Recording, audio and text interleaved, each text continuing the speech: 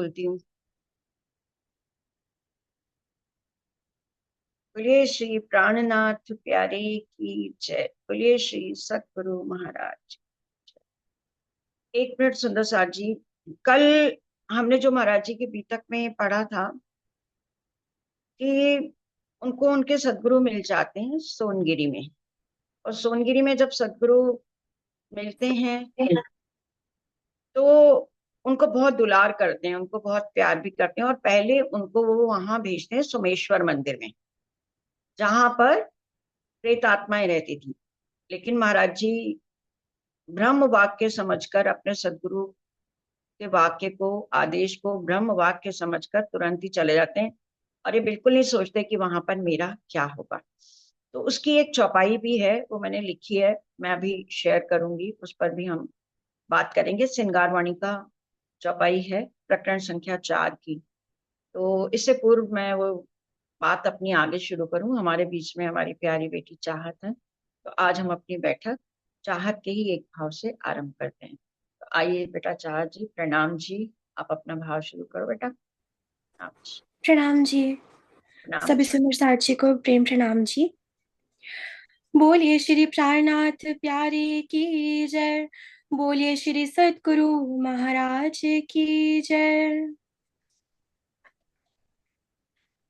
तेनू मिलने नू दिल कर दाए, तेनू मिलने नू दिल कर दाए।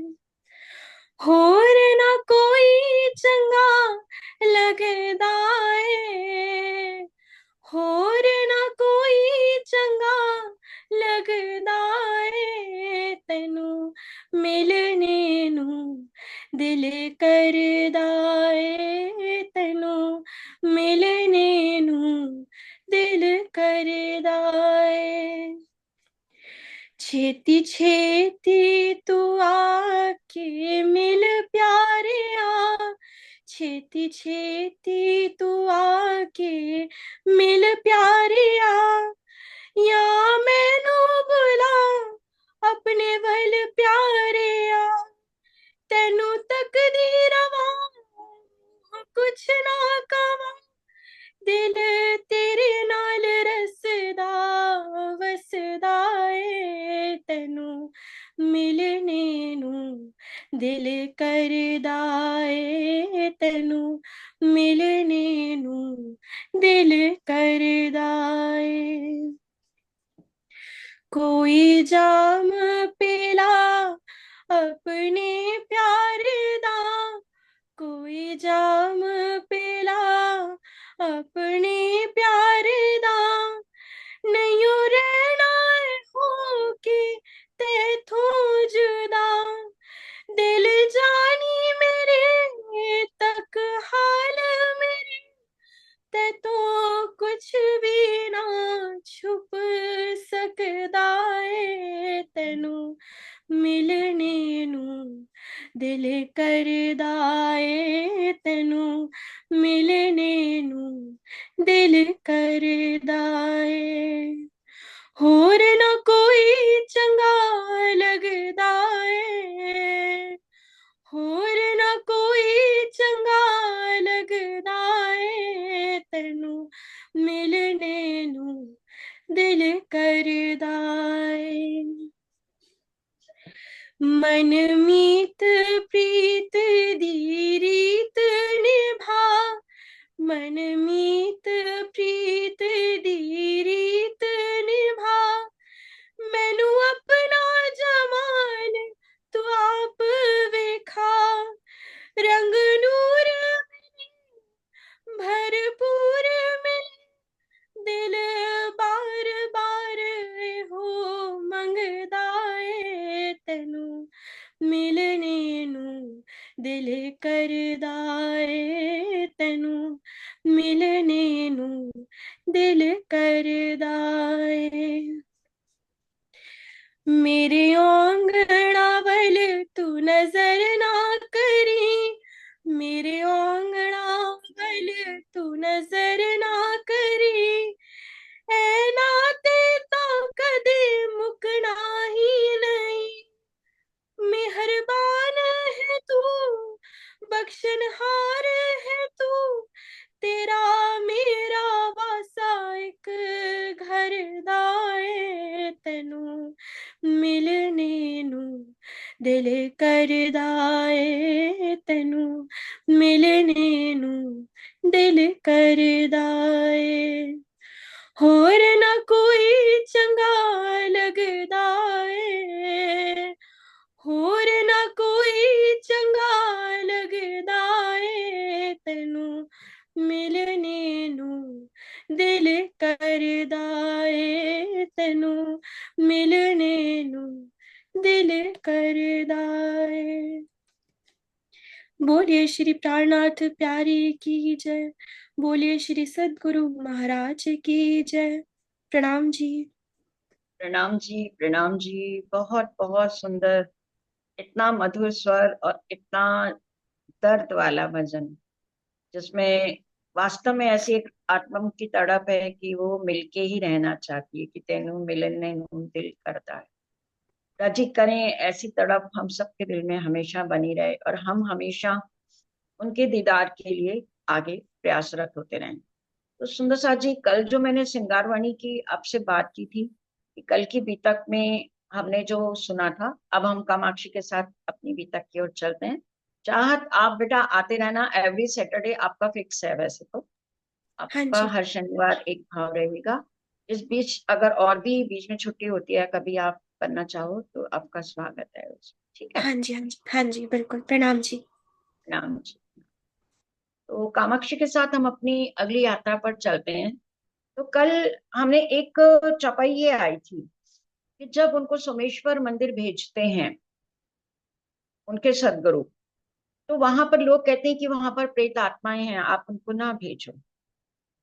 तो वो बोलते हैं कि जिनकी रक्षा पर वे खुद हों उनको कभी ना कुछ होता है, मरने वाले ही मरते हैं उनको सब कुछ होता है। तो महाराज जी ने कहा जिनकी रक्षा पर खुद पूर्ण ब्रह्म परमात्मा हो, उनका तो बाल का भी नहीं हो सकता।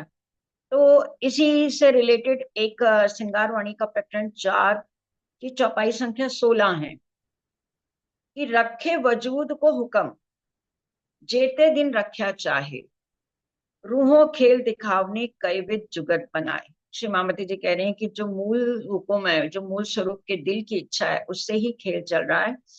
और वो जिस वजूद को जब तक चाहते हैं, जैसा चाहते हैं वो रखते हैं, और जिनसे सेवा लेनी होती है फिर उनका तो खुद ही वो ख्याल रखते हैं।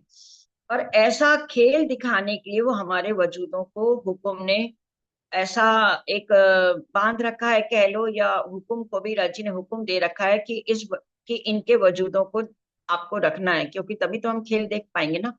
तो महाराज जी ने एक सॉरी राजी महाराज ने एक ऐसी हुक्म को भी हुक्म दे रखा है, और हमारे वजूद भी उनके हुक्म के ही अधीन है। तो ये राजी के दिल की इच्छा पर है कि वो किस वजूद को कितना रखते हैं। तो वही बात थी कि महाराज जी के वजूद को तो रखना ही है, क्योंकि ये तो प्रेम का चांद बन के खिले हैं हम सब सुंदर साथ के लिए। तो राजी ऐसी जुगत करते हैं। तो वहां भी उनके सदगुरु उनको कह रहे हैं कि जिनको ऊपर वाला चाहता है उसका कुछ भी नहीं हो सकता। और इस प्रकार महाराज जी वहां पर जाकर रहने लगते हैं। महाराज जी कहते हैं कि मन में थी पहले ही विमुक्ता इस संसारी सागर से, पर अब निश्चयता से आई ठंग और ले गए मन के। कि जब वो मैं वहां गया सोमेश्वर मंदिर, तो पहले से ही विरक्ति तो मेरे अंदर ही थी, और अब वहां जाके मुझे बहुत कुछ अच्छा सा लगने लगा। कुछ दिन के पश्चात उन्होंने कुछ ऐसा व्यवहार किया, क्या बताएं, कुछ कहा ना जाता, जितना हमको प्रेम किया। राजी कह रहे जो सदगुरु रूप में आए थे, अभी कारतम नहीं मिला है, अभी तो उनको महापुरुष ही कह रहे हैं, कि वो जो महापुरुष थे उनका इतना अच्छा व्यवहार था, मैं आपको बता ही नहीं सकता कि उन्होंने कितना अच्छा मेरे साथ व्यवहार किया, कितना हमको प्रेम किया। उनके इस दुलार ने हम पर यह जादू सा काम किया। और महाराज जी कह रहे हैं कि मेरे पे जैसे जादू चल गया, इतना दुलार इतना प्रेम वो मुझको करते थे। संजीवनी बूटी सी देकर आत्मा को आराम दिया। जैसे मेरी आत्मा जो तड़प रही थी ना, बिल्कुल मरना सा नहीं थी, क्योंकि महाराज जी अब ये निश्चय करके आए थे कि अब उनको संसार देखना ही नहीं है। अब चाहे वो मर जाएंगे, चाहे उनको तन छोड़ना पड़े, वो घर वापस नहीं आएंगे जब तक उनको परमात्मा नहीं मिलता। तो उनकी आत्मा इतनी जो तड़प रही थी, इतनी बेचैन थी, इन महापुरुष ने उनको जैसे संजीवनी बूटी दे दी, यानी उस आत्म को करार दे दिया, उस आत्म को नया जीवन दे दिया, उस आत्म में नई कोकिलें खिल उठी, मौजों के दरवाजे खुल गए। महाराज जी कह रहे खूब मौजें अब मुझे आने लगी और हक और ही बह निकली। और वो जो हवा थी वो अपने परमात्मा राजी महाराज की ओर वह हवा बह चली।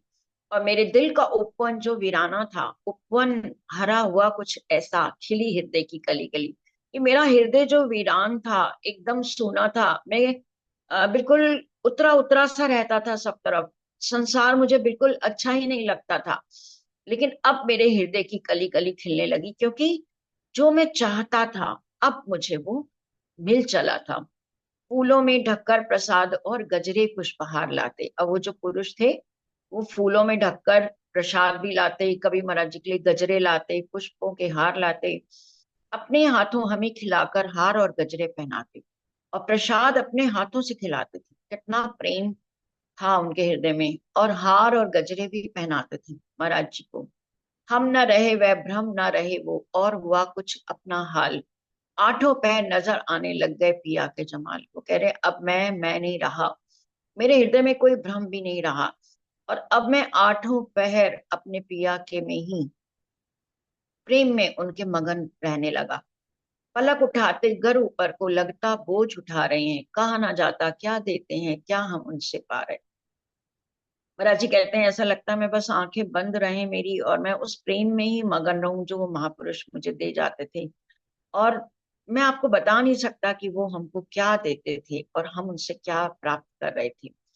आंखें खुलने लगी हमारी, आगे पीछे का चमका, आज औकस और हुआ परिवर्तन हमें प्रतिदिन का।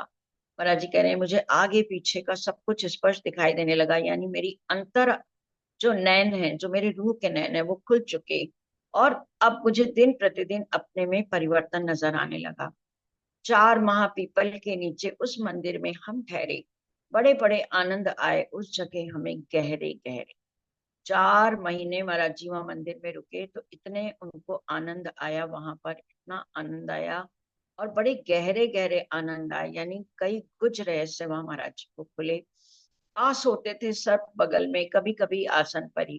महाराज जी कहते हैं आसपास चूंकि भयानक जंगल था, सर्प भी आते थे, तो वो बगल में ही आके सो जाते थे, और कभी कभी तो आसन पर ही आकर सो जाते थे। और देते जब संकेत हाथ से भाग जाते थे सर्प। और जब महाराज जी अपने हाथ का संकेत देते तो वो भाग जाते थे। देखो जो सर्प हैं या जो भी होते हैं जानवर वगैरह भी, वो भी ना भाषा समझते हैं, जैसे प्रेम की भाषा समझते हैं। अगर हम उनको कोई नुकसान ना दें तो वो कभी भी हमको कोई नुकसान नहीं देते हैं। महाराज जी के संग तो उनकी दोस्ती हो गई, तो साथ समझने लगे उन्हें हम, और महाराज जी उनको अपना साथी समझने लगे। और जब हृदय वे रहते पास, व्यक्ति बहुत कम आते हम तक, रहता उन संग हास विलास। महाराज जी कह रहे हैं लोग तो वहां आते ही नहीं थे, बहुत कम आते थे, क्योंकि सबको एक डर भी था कि वहां प्रेत आत्माएं रहती हैं, जंगल है, सांप है, और प्रेत आत्माओं के डर के कारण और भी नहीं आते थे। लेकिन महाराज जी कहते हैं ये जो सर्प थे यही मेरे संगी साथी थे, इन्हीं से मेरा हास विलास होता था। पड़े रहा करते थे केवल उस पीपल के नीचे ही। एक रोज रात्रि में हमको एक प्रकार की आवाज लगी। महाराज जी कह रहे मैं उस पीपल के पेड़ के नीचे पड़ा रहता था, 4 महीने गुजर चुके। एक दिन रात्रि को मुझे ये आवाज आई, कोई मुझे बुला रहा है। महाराज महाराज महाराज जी। हम आवाज सुना करते थे पर हम बोले कभी नहीं। 3 रोज तक इसी तरह से हमको नित्य आवाज लगी। आधी रात बाद चौथे दिन क्रम से फिर हमको टेरा, महाराज महाराज महाराज जी। अब कोई आवाज है, लेकिन महाराज जी उस तरफ बोलते नहीं आगे से, क्योंकि उनको भी पता है कि यहाँ तो कोई है ही नहीं है जो आवाज लगा रहा है, हो सकता कोई प्रेतात्मा हो या कोई। तो वो 3 रोज तक रोज इस तरह की उनको आवाजें आती थी। और चौथे दिन आधी रात के बाद फिर वो आवाज आने लगी कि महाराज जी महाराज जी महाराज जी। हमको क्रोध सा आया, एकदम उसी दिशा को मुंह करके क्रोध भरे तीखे शब्दों में इस प्रकार उनसे बोले। अब लगातार 3 दिन 4 दिन हो गए, कोई आवाज आती है, तो महाराज जी को क्रोध सा आ गया, और तीखे शब्दों में उन्होंने बोला कहो कौन, क्या इच्छा है, कह दो जो कुछ कहना है। इस प्रकार के सुन के हमसे फिर वो चुप हुए ऐसे।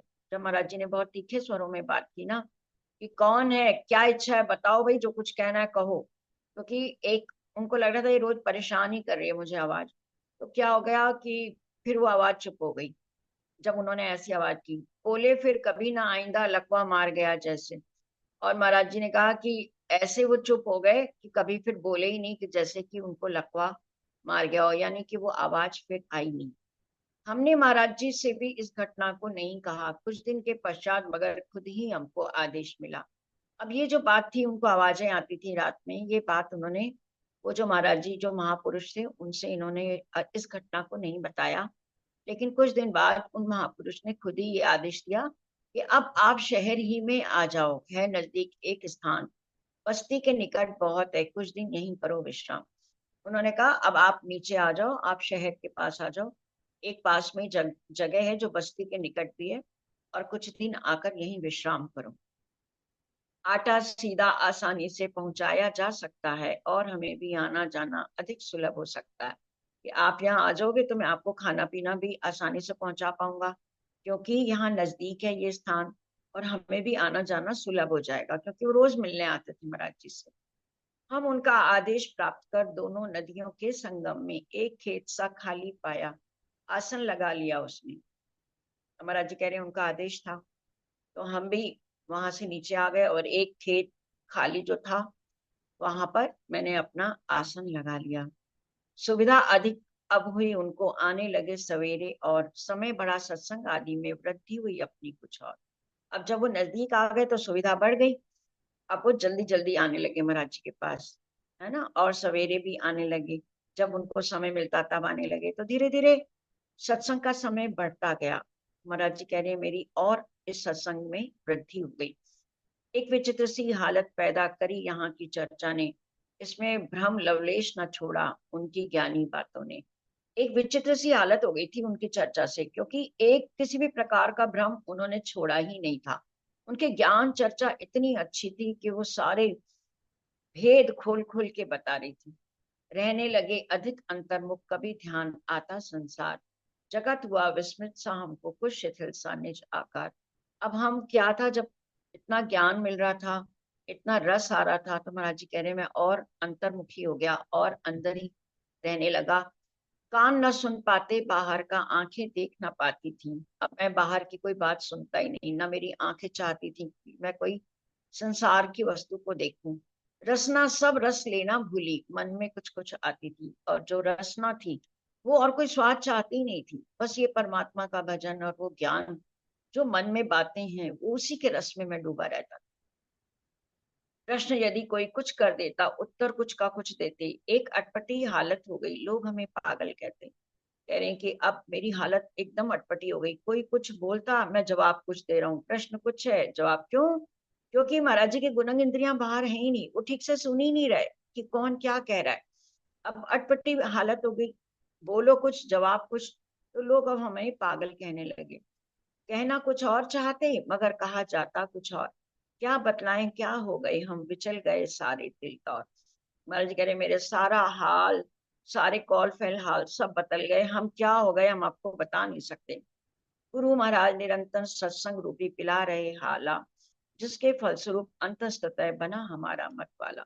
वो कह रहे रोज गुरु महाराज आते अपना सत्संग पिलाते, और ऐसा मुझे मदमस्त कर देते, ऐसा उस रस में मेरे को डुबो देते कि मैं मतवाला हो जाता, दीवाना हो जाता, और अंदर तक उसी रस में ही डूबा रहता। उत्तेजित ओ उठे एकदम, हृदय हुआ विचित्र गुरु रूप, खुद सा गया हृदय के अंदर, ज्यों का ज्यों सदगुरु स्वरूप। अब क्या हो गया कि उनके हृदय में एकदम से सदगुरु स्वरूप चित्रित हो गया, एकदम से हृदय में ही वो जो कहते हो सदगुरु स्वरूप बैठ गया, विराजमान हो गया। तो उससे मेरे को एकदम उत्तेजना सी आ गई। सन्मुख अगर न होते यद्यपि, तो कुछ भी परवाह नहीं, फिर चाहता गुरु हृदय में, गए न जैसे अन्य कहीं। और जब वो सामने होते तो ऐसा लगता था कि जैसे दुनिया की कोई परवाह ही नहीं है, और जब वो नहीं होते थे तो वो हमेशा मेरे हृदय में विराजमान रहते थे। मतलब हमेशा हर पल मैं सदगुरु को अपने सन्मुख ही देखता था। यदि कुछ समाधान चाहा तो कर लेते थे निसंकोच, साक्षात उत्तर मिलता था, गुरु मोक्ष से हमको बेरो। वो कह रहे मेरे अंदर इतना अधिक वो समा से गए थे कि मेरे को कोई भी प्रश्न होता था तो उसका साक्षात उत्तर वो अंदर से देते थे, और मैं उनको निसंकोच उसका समाधान उनसे पूछता था। मानो सन्मुख ही बैठे हो, समझाते हो अपने को, साक्षात स्थापित पाते अपने में गुरु मूर्त को। ऐसा लगता था कि वो मेरे सामने ही है और मुझको समझा रहे हैं, और मैं अपने उन गुरु की मूर्ति को अपने सामने ही देखता था। वाणी से जो भी कह देते 100% वो होता ठीक। और महाराज जी कह रहे हैं कि वो मेरे काम सदगुरु की शक्ति कर रही है, और वो मेरे मुंह से जो भी निकलवाते थे ना, उस 100% वो काम हो जाता था, ठीक हो जाता था। जिस प्रकार कार्य होना था तो कार्य सब कोई जाता दिख, जैसा जो कार्य होना होता था वो वैसा हो जाता था। और स्थित सदगुरु स्वरूप से नित्य छिड़ा रहता सत्संग, परम धाम आदि विषयों पर जारी रहते सदा प्रसंग। महाराज जी कह रहे हैं उस सदगुरु स्वरूप से नित्य नित्य सत्संग रहता, और परम धाम के भी जो विषय थे, उनके जो प्रसंग थे, वो भी जारी रहते। यथा प्रश्न उत्तर हम पाते, इच्छित दिखलाते स्थान, सदगुरु की पसरी अपने पर इस प्रकार की कृपा महान। कि हमारा प्रश्न आता उससे पूर्व भी हमें हमें वो उसका उत्तर मिल जाता, जैसा हमारा प्रश्न होता वैसा ही हम उत्तर प्राप्त कर लेते, और हमारा इच्छित स्थान वो कहते हैं दिखला देते। जैसे परम धाम के अपने 25 पक्ष हैं, कभी फूलबाग, कभी नूरबाग, कभी माणिक, जैसा महाराज जी कहते हैं मैं चाहता, मुझे वो दिखा देते थे। देखिए सदगुरु की कृपा इस प्रकार मेरे ऊपर पसरी, और ये हमारे लिए भी है सुंदर साथ जी। अगर हम सदगुरु को रिझा लें तो सदगुरु कृपा से बहुत कुछ होता है। जैसे सरकार श्री को भी सदगुरु कृपा महाराज जी ने अपनी कृपा से ही 25 पक्ष दिखाए, लेकिन उसके लिए हमें वैसी रहनी, वैसी कसनी और वैसा समर्पण, ये तीनों चीजें बहुत जरूरी है। नम्र निवेदन किया एक दिन हमने सदगुरु चरणों में, महाराज जी की कृपा आपकी नहीं आती है वर्णन में। एक दिन उन्होंने सदगुरु चरणों में क्या निवेदन किया कि मेरे सदगुरु, आपकी इतनी कृपा है मुझ पर, इतनी महान कृपा है कि मैं उसका वर्णन नहीं कर सकता, मैं उसको कह नहीं सकता। हम जैसे एक तुच्छ दास को बख्शी इतनी कृपा प्रभु, जब जो पूछा उत्तर देते, जब जो चाहा दिखला देते। ये मेरे सदगुरु, मेरे जैसे तुच्छ दास को, मेरे जैसे तुच्छ जीव को आपने इतनी बड़ी मेहर बख्शी। मैं जो कहता हूँ वो हो जाता है, मैं जो चाहता हूँ वो दिख जाता है। बतलाकर दिखाते सब कुछ किया आपने हमें निहाल। आप तो मुझे हर चीज दिखा देते हो, आपकी कृपा से मैं निहाल हो गया, मैं धन्य धन्य हो गया। खाली कोठा पूरा कर कंगाल बनाया महामाल। मैं तो कंगाल था महाराज जी, मेरा तो घर, मेरा तो हृदय, सब कुछ कोठा सूना था, लेकिन आपने अपनी कृपा से हमें माला माल बनाया। और सुंदर साहब जी इसी तरह बड़े महाराज जी ने भी हम लोग को माला माल कर दिया अपनी नियामतों से।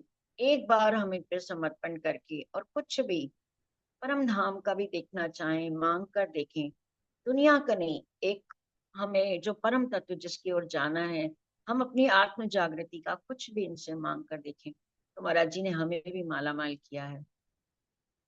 क्या आंसू में, क्या आंखों में मोल आपकी, एक कृपा की किनकी का, 4 सहस्त्र वारु सृष्टि मोल ना पूरा होने का। उन्होंने देखिए कितना महिमा को कहा है कि मैं 1000 बार भी ये सृष्टि आपके ऊपर वार दूं तो भी मैं आपकी कृपा का मोल नहीं चुका सकता। बख्शी जब इतनी कृपाएं तो एक और दे दो प्रभु दान। आपने जब मुझे इतनी कृपा बख्शी है तो महाराज जी कह रहे हैं कि आप एक मेरे पर कृपा और कर दो। डाल ले आसन अंतर में सदा सदा को कृपा निधान। हे मेरे कृपा निधान, हे मेरे सुख के निधान, हे मेरे परमेश्वर, आप सदा सदा के लिए मेरे अंतर में, मेरे दिल में अपना आसन डाल। आभारी मैं रहूं आपका, करो अनुग्रह इतना और, तुम्हें बहुत है मुझसे भगवान, मगन नहीं है मुझको और। मैं आपका बहुत बहुत आभारी रहूंगा, मेरा इतना अनुग्रह, मेरी इतना प्रार्थना स्वीकार कर लो। आप भगवान, आपने मेरा हाथ पकड़ा है, आप मेरे अंदर समा जाओ। उत्तर दिया श्री सद्गुरु ने, चिंता क्यों करते भैया, रहता तो हूँ सदा हृदय में, कभी ना तुमसे अलग रहा। सदगुरु कह रहे हैं अरे चिंता क्यों कर रहे हो, तुम जब चाहते हो मैं रहता तो हूँ, तुम्हारे सामने आ जाता हूँ, और नहीं भी होता तो मैं तुम्हारे हृदय में तो सदा ही रहता हूँ, मैं तुमसे अलग कब हूँ। पकड़ लिए हम बढ़कर चरण धाम हम बैठ गए। अब महाराज जी कह रहे मैंने उनको चरण ही पकड़ लिए और छोड़े ही नहीं। और देख आग्रह इस प्रकार का, पहले तो वो कुछ क्षण मौन रहे, फिर बोले धीरे से, अच्छा बैठ जाओ सिद्ध आसन से। अब महाराज जी ने उनके चरण देखिए, इतना उनको विवश कर दिया, उनकी प्रार्थना को इतना कि उनको कबूल करनी ही पड़ी उनकी प्रार्थना। लेकिन हम राज्य के चरण कमल पकड़ के कभी भी ऐसा जिद नहीं करते। अभी जुगलदास जी की पाती हम लोगों ने 9 हरफ पढ़े थे, उसमें एक हरफ ये भी था कि आपको हट से राज्य मिलेंगे, आप जिद कर लो, आप एक धुन कर लो, आप क्यों नहीं दर्शन देंगे, हम उनकी अंगना हैं, हम उन्हीं के आदेश से हुक्म से सब कुछ यहाँ खेल में चल रहा है, हमारा वजूद भी उन्होंने रखा हुआ है और हमें ये खेल हिकमत का दिखा भी रहे हैं, तो वो क्यों नहीं हमारे सामने आएंगे। लेकिन हमारे अंदर उतना हट हम नहीं करते कि आप हमें मिलो ही मिलो। तो महाराज जी ने जैसे इतना हट किया तो कहने लगे ठीक है, अपने सिद्ध आसन में बैठ जाओ। पालन किया हुक्म हमने, वह बैठ गए, हम जा करके करने लगे पान, गुरु मूर्त पी गए अंदर छवि उनकी। अब वो सामने बैठ गए और महाराज जी कह रहे हैं कि हम अपने गुरु मूर्ति की छवि को धीरे धीरे धीरे धीरे पान करने लगे, यानी अपने अंदर बसाने लगे। कुछ क्षण के पश्चात हमारे अंदर एक शक्ति उभरी, जो जाती हुई ज्ञात हुई, कुछ अच्छी तरह हुई महसूस। अब हमें धीरे धीरे लगने लगा हमारे अंदर कोई शक्ति प्रवेश कर रही है और वो जाती हुई दिख रही है। ऐसा मतलब मुझे अनुभव भी हुआ कि मेरे अंदर कुछ शक्ति ऐसे जा रही है, जिनका असर पड़ा जाते ही जैसे भरी किसी ने कूक, ऐसे लगा जैसे किसी ने कूक कोई पुकार करी हो। उत्तेजित हो उठा, एकदम भारी एक प्रभाव पड़ा, बड़ी विकट तब्दीली आई जिसको मैं न झेल सका। अब देखिए यहाँ पर यही बात है कि महाराज जी ने उनको अपने अंदर पी लिया, उनकी छवि को, और उन्होंने भी अपना वो पूरी शक्तियों समेत महाराज जी के दिल में आए। तो महाराज जी कह रहे मैं उत्तेजित हो उठा, उस शक्ति को मैं झेल नहीं पाया। और यही बात सुंदर साथ जी हमारे परम धाम के लिए भी होती है कि कभी कभी हम सदगुरु से ऐसा मांग लेते हैं कि आप हमें परम धाम दिखाइए या आप हमें, और हमारा जीव उतना कसने वाला नहीं होता, तो हम उसको झेल नहीं पाते। जैसे कि सिल्की ने भी अपना अनुभव बताया कि महाराज जी का अक्स भी वो बच्चे का तन झेल नहीं पा रहा था। तो इस तरह से जो सदगुरु से हमें कुछ ऐसा भी लेना चाहिए, तो मतलब यही कहना चाहिए कि आप यथोचित दें, मतलब हमारे जीव की जो कसनी है, जो जीव का जितना वो सक्षम है उस हिसाब से ही हम दें। और अगर अगर हमें कोई दर्शन नहीं हो रहे, हम बैठते हैं राज्य के चितवन में, रोज बैठते हैं, तो हमें देखो रस तो आता है।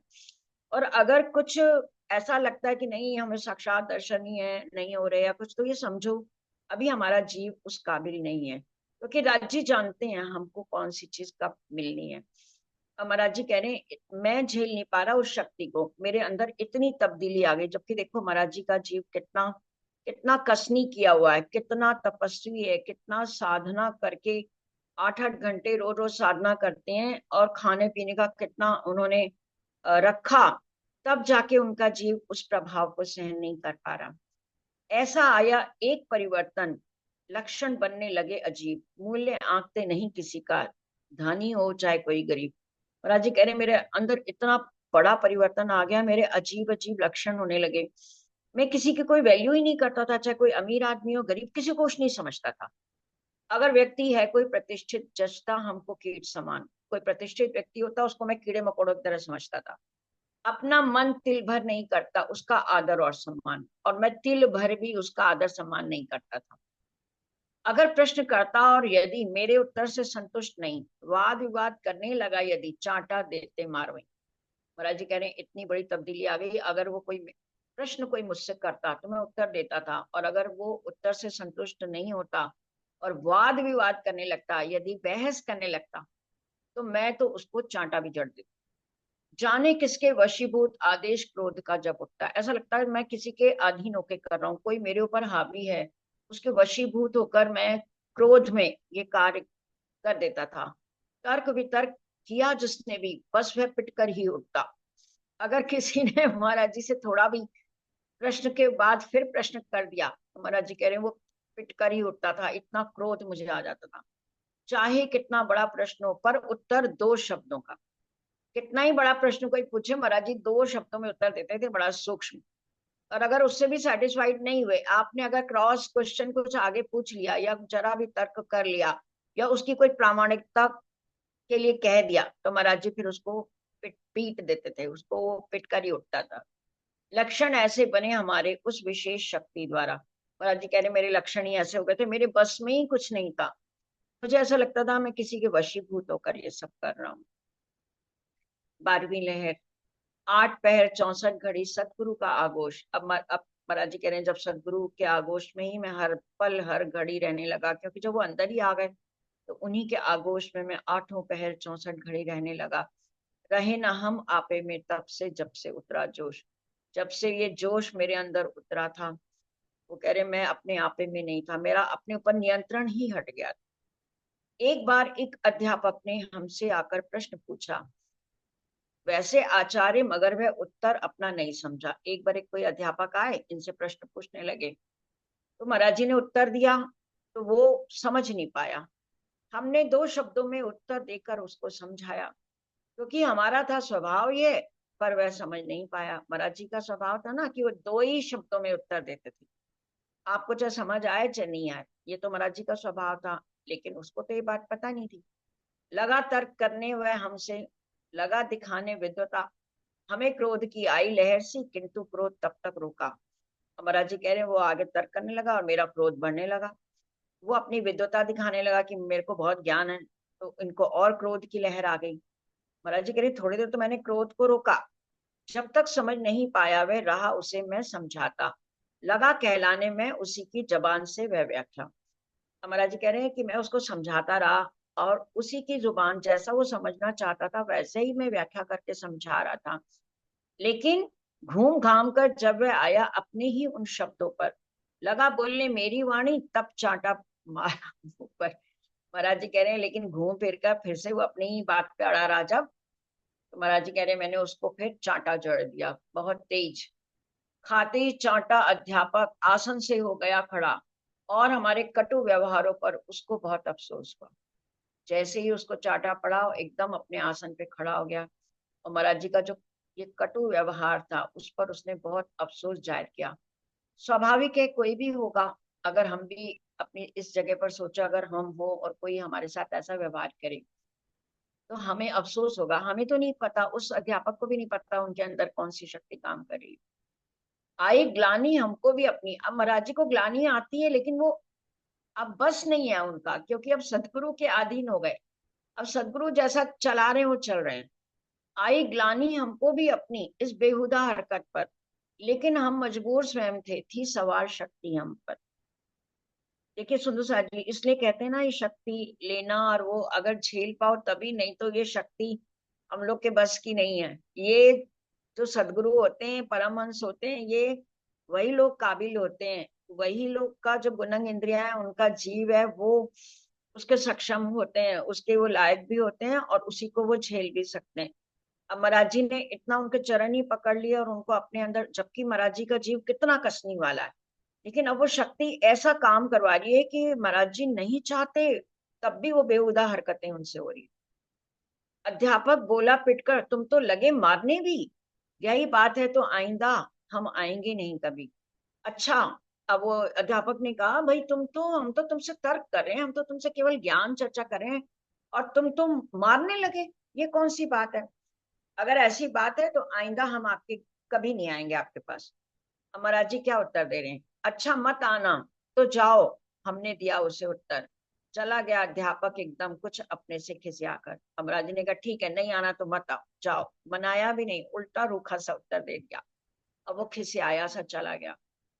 3 रोज जब बीते उसको आना जाना बंद हुआ, अमानुषता पर अपनी हमको भी कुछ कुछ दुख हुआ। अब 3 रोज बीत गए, वो आया ही नहीं, पहले रोज आने आता था। महाराज जी कह रहे मेरे को भी अपनी इस अमानुष्यता पर दुख हुआ, मेरे को ये जो कटु व्यवहार था ना, मुझे भी इसका दुख होता था। अब पास गए हम श्री सदगुरु के, किस्सा उनको बतलाया कि अमुक मास्टर 3 रोज से निज कुटिया पर नहीं आया। जब महाराज जी भी थोड़ा सा ऐसा विचलित होते थे फिर अपने सदगुरु के पास जाते थे, तो महाराज जी गए और उनको पूरी बात बताई कि वो मास्टर अब आ नहीं रहा, 3 दिन हो गए और मैंने भी उससे कह दिया था नहीं आना तो नहीं आओ, और वो मुझसे पिट के गया है, या ना आऊं अब भविष्य में, एक शपथ ली है उसने। अच्छा मत आना तो आओ, उत्तर दिया उसे हमने। अब महाराज जी अपनी भी बात बता रहे हैं कि जब उसने कहा कि मैं भविष्य में तुम्हारे पास कभी नहीं आऊंगा, उसने शपथ ले ली, तो मैंने भी उसको कह दिया ठीक है मत आना, नहीं आना तो मत आओ। ये हमने उसको उत्तर दिया। आज हमारी एक इच्छा है, कृपया वह पूरी कर दो। भागा चला आए अध्यापक, स्वयं यहाँ ऐसा कर दो। महाराज जी कह रहे हैं मेरे सदगुरु तुम तो सब कुछ कर सकते हो, क्योंकि महाराज जी को कहीं ना कहीं ग्लानी भी हो रही है अंदर, अपना दुख भी हो रहा है उनको इस व्यवहार से, लेकिन वो अब अपने बस में ही नहीं है, उनके शक्ति तो कोई दूसरी काम कर रही है। तो सदगुरु से कहते हैं आप कुछ ऐसा कर दो कि वो खुद से ही मेरे पास भागा चला है, सिर्फ आज आज आवे बस वह, चाहे रुके सदा को फिर। महाराज जी कह रहे हैं ऐसा कर दो, केवल आज वो आ जाए, एक बार बस वो मेरे पास आ जाए, और उसके बाद चाहे फिर ना आए। तो फिर आ जाएगा, चिंता ही क्या है उसको आखिर। संध्या समय कुटी के सन्मुख नित्य आसन मिल जाते थे। महाराज जी कह रहे हैं एक बार आ जाए, बाकी फिर नहीं आए तो कोई चिंता की बात नहीं है। अब संध्या के समय कुटी के सन्मुखी नित्य आसन सब लगा के बैठा करते थे। बंधे हुए से नियम पूर्वक सत्संगी जन आते थे, और सारे जितने भी आसपास सत्संगी लोग होते थे नियमित समय पे कुटिया पर आ जाते थे महाराज जी की। दिन था रोज वह उस पैठ का, दिवस 8वें भरती थी। सोनगिरी की जनता हफ्ते का राशन ले लेती थी। महाराज जी कह रहे हैं कि अब 8वें दिन वो जो है ना सभा होती थी, और सोनगिरी की जनता सत्संग का राशन पूरा हफ्ते भर की खुराक वहां ले लेती। जो भर्ती कुटिया के सन्मुख संध्या काल निकट आया, लेने को सामान आवश्यक अध्यापक घर से आया। अब वो तो सदगुरु से उन्होंने कहा ही था कि भाई ये इनको एक बार भेजो। तो एक बार क्या हुआ कि जैसे ही संध्या काल हुई, कुटिया भरने लगी सत्संगियों से, तो एक अध्यापक भी अपना आवश्यक सामान लेने के लिए वहां पर आए। किंतु पैठ में आते ही वह भूल गया लेना सामान। लगी उचाटी एक हृदय में, देखा जब उसने स्थान, चला और खिंचकर कुटिया के द्वारे आकर हुआ खड़ा। अब अध्यापक भी सामान लेने आया, लेकिन वो जैसे ही महाराज जी के वहां आया उस जगह पर, तो सामान लेना भूल गया, और उसके हृदय में एक उचाट सी आ गई। जब उस स्थान को देखा, उसको अपनी पुरानी बात याद आ गई होगी ना, कि यहाँ पर ऐसे मेरे साथ व्यवहार हुआ था। लेकिन फिर भी वो खिंचकर कुटिया की ओर आ गया और रुका द्वार पर। जब अध्यापक अपने को भी नजर पड़ा, और जब वो अध्यापक वहां रुका तो महाराज जी की भी नजर उस पर पड़ी। हमने किया इशारा सदगुरु को, अध्यापक आ पहुंचा, पर है असमंजस अभी कुछ द्वारे पर ही टिका हुआ। अब इन्होंने अपने सदगुरु को भी कहा कि वो अध्यापक आ गया है, पर उसके दिल में अभी असमंजस है। तो बोले गुरु महाराज देखते रहो, आप बस चुप बैठे। जो घर से द्वारे तक आया, अंदर आए नहीं कैसे। तो अंदर उनको सदगुरु ने आदेश दिया कि आप जो है ना थोड़ा सा इंतजार करो, जो आपके द्वार तक आ गया है वो अंदर भी आएगा। क्योंकि वो कहाँ कब तक खड़ा रहेगा। खड़ा रहा कुछ देर, और अध्यापक अपने द्वार